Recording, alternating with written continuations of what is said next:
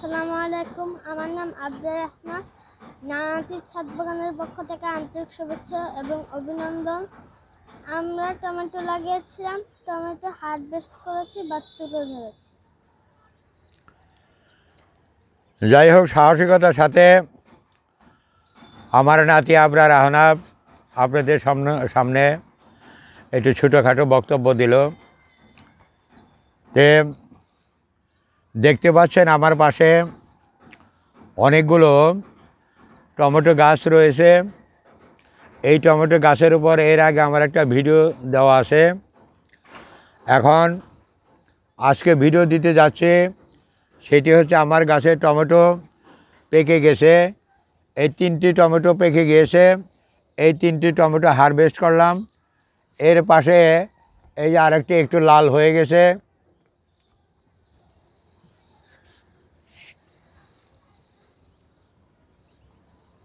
এই যে আরেকটি টমেটো, এই যে দেখেন।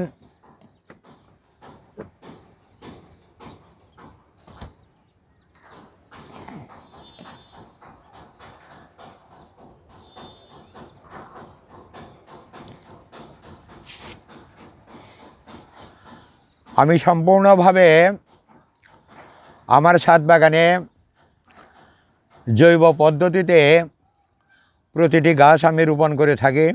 আমি এই ক্ষেত্রে কোনো রাসায়নিক সার ব্যবহার করি না, কেননা যেহেতু ছাদ বাগান করব সেই ক্ষেত্রে রাসায়নিক সারের আমার কোনো প্রয়োজন নেই।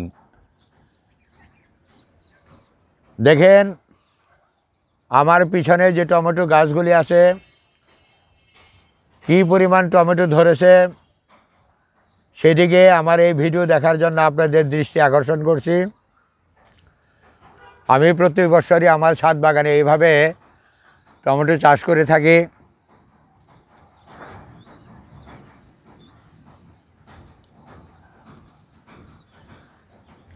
বর্তমান বাজারে টমেটো অনেক আমদানি হলেও তারপরেও ছাদ বাগানে নিজের হাতে একটি জিনিস লাগানোর পর তার ফল তোলা বা ফল আহরণ করা সত্যিই খুব আনন্দের বিষয়, এবং মনটাও কিন্তু তখন আনন্দে ভরে যায়।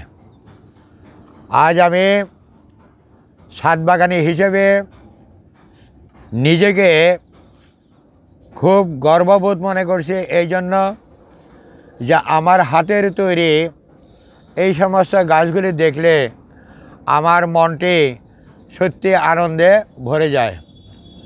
সব কিছুই আল্লাহর ইচ্ছা, আল্লাহর রহমত।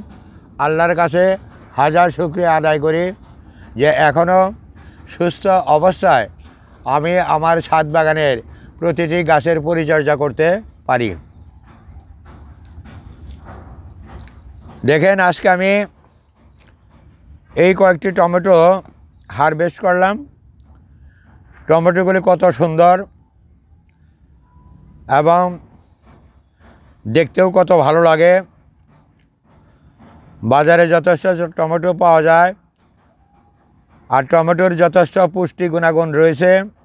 এর ভিতর ফাইবার, আয়রন এবং অন্যান্য গুণাগুণ রয়েছে।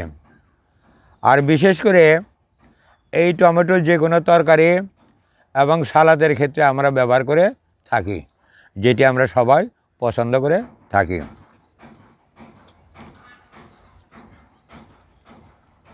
আমার দুটি চ্যানেল রয়েছে, একটি ইউটিউব চ্যানেল আর একটা আক্তার ফারুক ফেসবুক পেজ। আশা করি দুটি চ্যানেলেই আপনারা দেখবেন। বিশেষ করে ফেসবুক পেজে আমার এই চ্যানেলটাকে ফলো আপ করবেন।